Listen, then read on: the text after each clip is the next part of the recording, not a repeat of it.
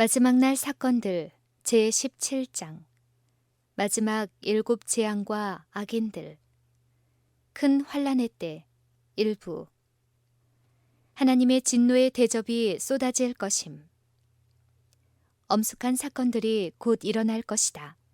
나팔이 차례로 불려질 것이고 대접이 하나씩 차례로 땅의 거민들에게 쏟아질 것이다. 자비의 천사는 미구의 세상에서 떠나갈 것이며 마지막 7 재앙이 쏟아질 것이다. 하나님의 진노의 분출이 곧 있게 될 것이다. 그리고 하나님이 범법자들을 형벌하실 때는 끝을 볼 때까지 한순간도 쉬지 않으실 것이다.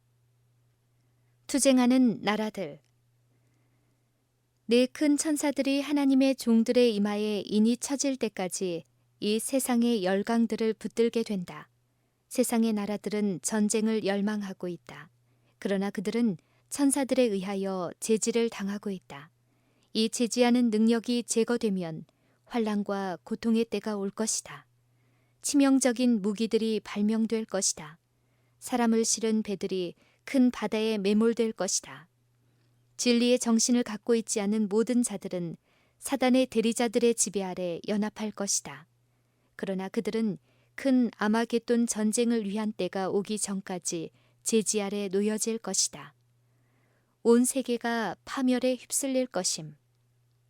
천사들은 장차의 운명에 대하여 세상이 경고를 다 받을 때까지 투쟁의 바람이 불지 못하도록 억제하고 있다.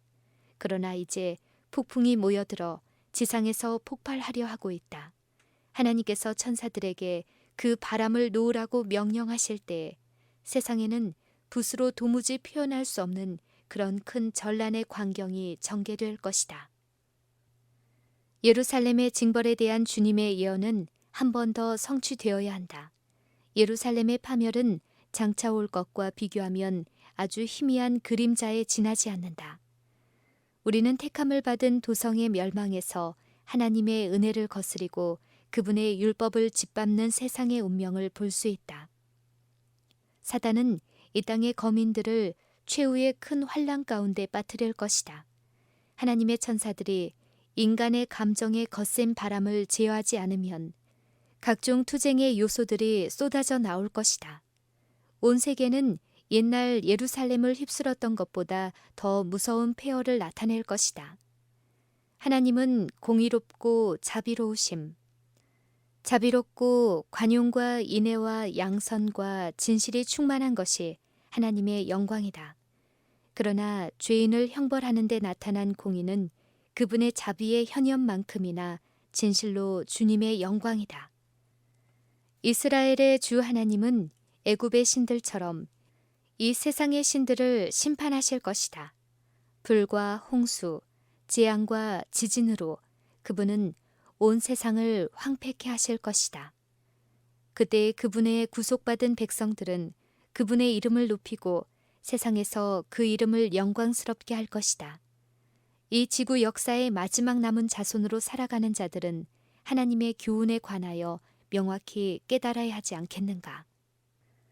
우리의 중보자로 서 계신 분, 모든 회심의 기도와 고백을 들으시는 분, 은혜와 사랑의 상징인 무지개가 그분의 머리를 두르고 있는 것으로 묘사되고 있는 분께서는 미구의 하늘 성소에서 그분의 사업을 그치실 것이다. 은혜와 자비는 그때의 보좌에서 내려갈 것이고 공의가 그 자리에 앉을 것이다. 그분의 백성이 바라보았던 분께서는 당신의 권리, 곧 최고 재판관의 직무를 맡게 될 것이다. 모든 성경에서 하나님은 은혜와 자비의 존재로만이 아니라 엄격하고 공정한 공의의 하나님으로 제시되어 있다. 하나님의 심판의 확실성, 하나님의 사랑은 그분께서 죄인을 멸망시키는 일을 허락하지 않는 그런 성격의 것으로 오늘날 묘사되고 있다. 사람들은 그들 자신의 낮은 정의와 공의의 표준으로 추론한다. 네가 나를 너와 같은 줄로 생각하였도다. 그들은 하나님을 그들 자신에 비추어 측정한다. 그들은 그 환경에서 어떻게 행동할 것인지에 대하여 판단하고 하나님도 그들이 행동할 것으로 여기는 그대로 행동할 것이라고 결정한다. 어떤 나라나 정부도 법률을 범한 자들에게 어떤 형벌을 과할 것인지 그 범법자들에게 말하게 하지는 않는다. 우리가 가지고 있는 모든 것, 우리가 소유하고 있는 그분의 은혜의 모든 선물은 하나님께로부터 온 것이다. 그런 하나님을 대적하는 죄의 악랄한 성격을 측정할 수 없는 것은 마치 손의 뼘으로 하늘을 측정할 수 없는 것과 같다. 하나님은 도덕적 통치자이시며 동시에 아버지이시다. 그분은 입법자이시다. 그분은 당신의 율법을 만드시고 또 집행하신다. 형벌이 없는 법률은 힘이 없다. 사랑이 많으신 아버지께서 당신의 자녀들을 해방시켜 줄 능력을 갖고 계신 동안 그들이 불로써 하나님의 형벌을 받는 일을 보지 않게 해달라는 탄원을 할 수는 있다. 그러나 하나님은 당신의 백성들의 유익과 그들의 안전을 위하여 범법자를 형벌하실 것이다. 하나님은 사람의 계획대로 일하지 않으신다. 그분은 사람이 그의 동료 인간 앞에서 행사할 권한이 없는 무한한 공의를 행사할 수 있다. 노아가 자기를 괴롭힌 조롱자들이나 조소자들 중 한 사람을 익사케 했다면 하나님께서 불쾌히 여기셨을 것이다. 그러나 하나님은 광대한 세계를 물에 빠뜨리셨다. 롯은 그의 사위들에게 형벌을 과할 권한이 없었다. 그러나 하나님은 엄격한 공의로 그렇게 하실 수 있었다. 누가 감히 하나님이 하시겠다고 말씀하시는 바를 그대로 하지 않으실 것이라고 말하겠는가? 하나님이 그분의 보호를 거두실 때 심판이 오게 됨. 나는 하나님의 심판이 직접 주님께로부터 그들에게로 임하지 않고 다음과 같은 방법으로 오는 것을 보았다. 그들은 그들 스스로를 하나님의 보호가 미칠 수 없는 곳에 둔다. 그분은 경고하고 교정하고 책망하고 또한 유일의 안전한 길을 가르쳐 주신다. 그런데 그분의 특별한 보호의 대상이 되어 있는 자들이 반복된 경고를 받고서도 하나님의 영의 지시를 떠나 그들 스스로의 길을 따른다면, 그들이 그들 자신의 길을 택한다면 그분은 그들에게 대한 사단의 결정적인 공격을 방어해 주도록 당신의 천사들을 명하지 않으신다. 바다와 땅에서 활동하여 재난과 고난을 가져오고 그의 먹이로 확실히 잡아두기 위하여 수많은 사람들을 쓸어버리는 것은 사단의 능력이다. 하나님께서는 그들 스스로의 유해한 길을 따름으로써 하나님의 진리를 오해케 하고 그릇 판단케 하고 훼손시켜온 자들을 형벌하기 위하여 당신의 원수들을 도구로 사용하실 것이다. 모욕받고 거절당하고 학대받은 하나님의 영은 이미 지상에서 거두어지고 있다. 하나님의 영이 거두어져 버리면 즉시 사단의 잔인한 사업이 땅과 바다에서 이루어질 것이다. 악인들은 그 은혜의 시대에 주어진 기회를 잃어버렸고 계속적으로 거절당한 하나님의 영은 마침내 거두어졌다. 하나님의 은혜로 보호받지 못하기 때문에 그들은 악한 마귀에게서 방어되지 못한다. 때때로 거룩한 천사들이 파괴력을 행사함. 여리고성이 하나님의 심판을 불러일으켰다. 그것은 요새였다.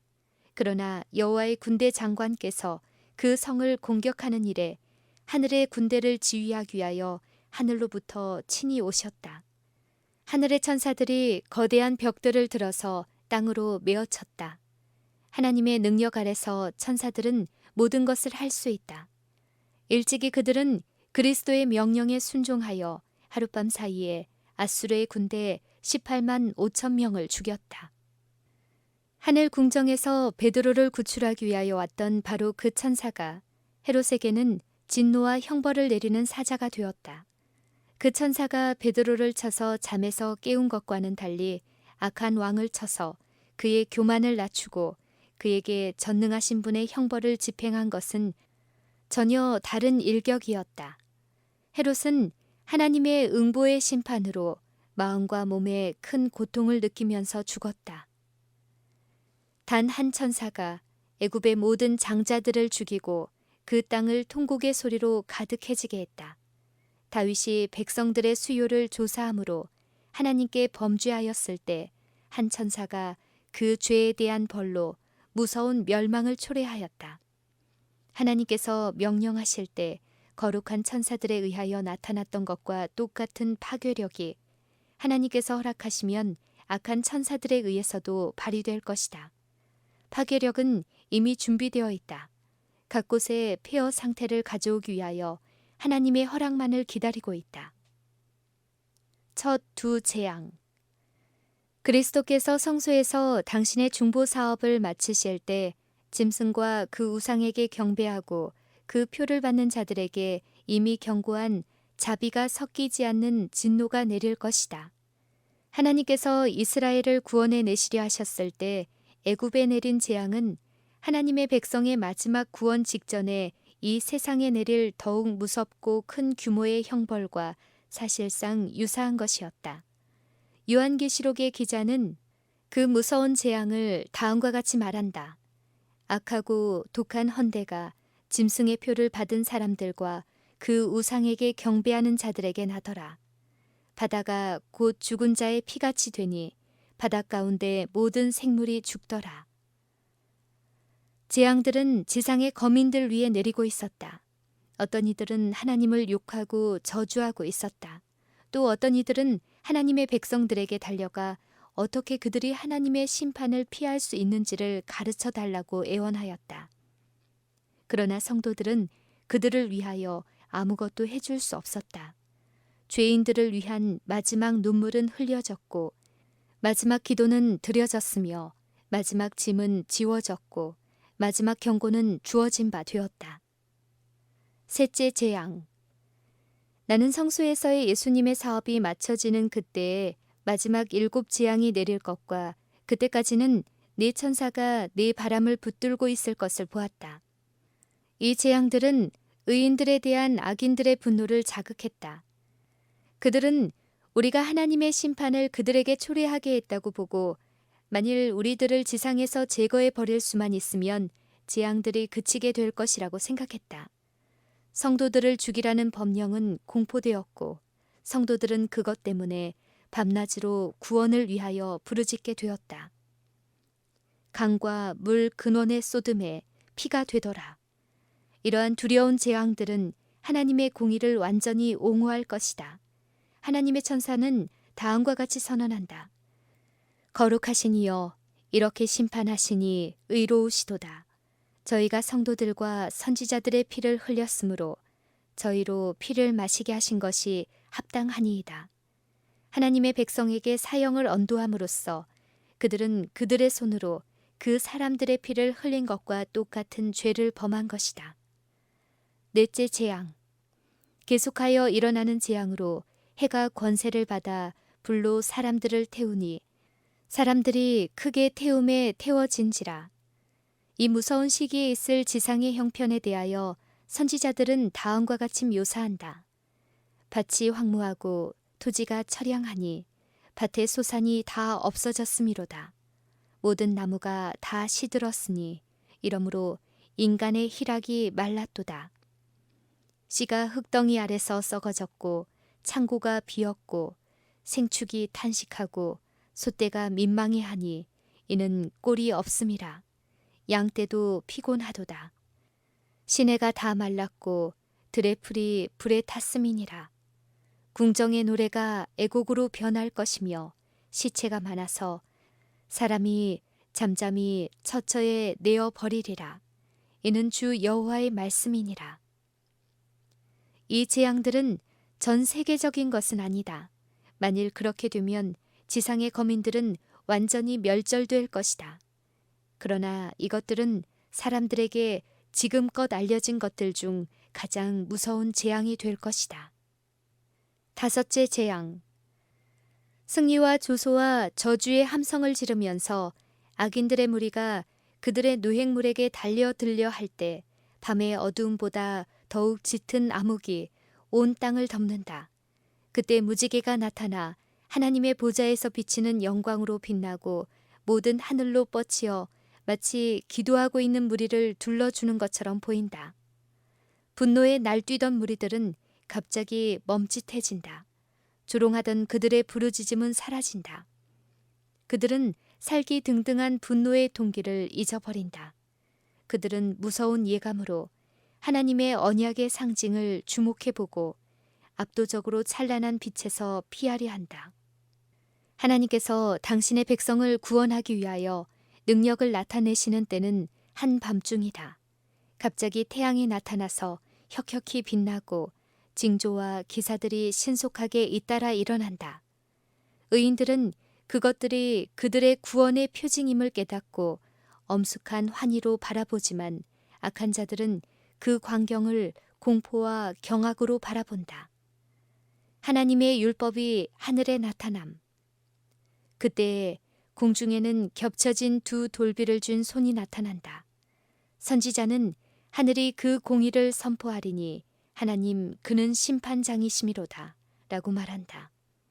시내산에서 불꽃과 우레 가운데 생애의 지도 원리로 선포된 거룩한 율법, 곧 하나님의 의는 이제 심판의 표준으로 사람들에게 나타난다. 그 손이 돌비를 펴자 불과 같은 글자로 기록된 십계명이 나타난다. 그 어구들은 너무도 분명하기 때문에 모든 사람이 읽을 수 있다. 사람의 기억은 일깨워지고 각 사람의 마음에서 미신과 이단의 암흑은 사라진다. 간단하면서도 포괄적이며 권위 있는 하나님의 십계명이 이 땅의 모든 거민들에게 볼 수 있게 계시된다. 잃어버린 바 된 자들이 그들의 거짓 목자들을 정죄함. 빛을 깨닫고 확신을 갖게 되었으나 그들의 영혼의 구원을 목사에게 의탁해온 교인들은 하나님의 날에 다른 어떤 영혼도 그들의 범법에 대한 속전을 지불할 수 없다는 것을 알게 될 것이다. 나는 잃어버린 바 되었다. 영원히 잃어버린 바 되었다는 무서운 부르짖음이 있게 될 것이다. 사람들은 거짓을 전하고 진리를 정죄해온 목사들을 산산조각으로 찢어버리고 싶은 마음을 갖게 될 것이다. 모든 사람은 연합하여 목사들에게 가장 혹독한 비난을 한다. 불충실한 목사들은 순탄한 일들만 이어내왔다. 그들은 청중들에게 하나님의 율법을 버리게 하고 율법을 거룩히 지키는 자들을 핍박하도록 지도했다. 이제 그 목사들은 실망한 나머지 세상 사람들 앞에서 그들의 기만적 활동을 고백한다. 그때 무리들은 분노에 사로잡힌다. 그들은 우리는 잃어버린 바 되었다. 너희들 때문에 우리는 멸망을 받게 되었다고 부르짖는다. 그리하여 그들은 거짓 목사들에게 달려든다. 한때 그들을 가장 존경하던 바로 그 사람들이 가장 무서운 저주를 그들에게 퍼붓는다. 한때 그들에게 월계관을 씌우던 손이 그들을 죽이기 위하여 들려질 것이다. 하나님의 백성을 죽이기 위하여 사용하던 칼이 이제는 그들의 원수를 멸하는 데 사용된다. 여기서 우리는 교회, 곧 여호와의 성소가 하나님의 진노의 타격을 제일 먼저 받게 되리라는 것을 보게 된다. 늙은 자들, 곧 하나님께로부터 큰 빛을 받고 백성들의 영적 유익의 수호자로 서 있던 자들이 그들의 책임을 져버렸다. 하나님의 말씀은 거짓 목자들 때문에 능력을 잃었다. 그들이 한 일은 곧 그들 자신에게로 되돌아갈 것이다. 그러므로 하나님의 심판이 신비한 바벨론에 내리는 요한계시록 18장의 장면이 목격될 것이다. 여섯째 재앙. 마귀의 영들은 땅의 왕들과 온 세상 사람들에게 나아가서 속임수로 그들을 얽어매어 하늘 정부를 대적하는 그의 마지막 투쟁의 사단과 연합하도록 그들을 강요할 것이다. 하나님의 영은 차츰 세상에서 떠나가고 있다. 사단은 또한 온 천하 임금들에게 가서 그들을 그의 깃발 아래 모아 전능하신 이의 큰 날에 전쟁을 위하여 훈련시키고자 그의 악한 세력을 모으고 있다. 요한이 마지막 큰 싸움을 위하여 세상을 모으게 될 이적 행하는 세력에 대하여 요한계시록 16장에서 묘사하자 표상들은 사라지고 나팔이 다시 한번 분명한 소리를 내게 된다. 보라, 내가 도적같이 오리니 누구든지 깨어 자기 옷을 지켜 벌거벗고 다니지 아니하며 자기의 부끄러움을 보이지 아니하는 자가 복이 있도다. 아담과 하와의 범죄 후로 그들은 벌거벗었다. 왜냐하면 빛과 안전의 옷이 그들에게서 떠나갔기 때문이다.